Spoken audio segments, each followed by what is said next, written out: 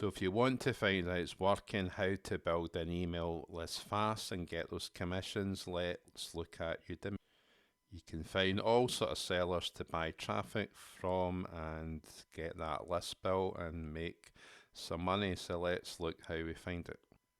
And there's all different sellers to look at. You can see them on the front page and search for even better ones. We'll go through that in a second, and how to find the best sellers and how to get the best traffic. So here goes. I'll look at the first one. He's got 52%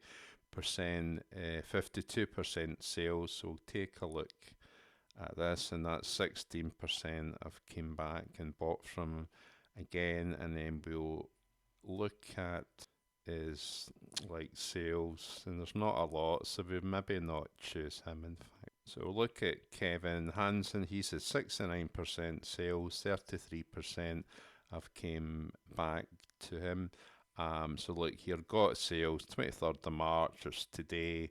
More sales 18th of March, so that's someone that we would really take a look at. Because he's quite good, we would just buy the clicks we want and then continue as so. So that's how we would purchase from him. So if you want to take a look, link in description, create a free account, and we'll see you there.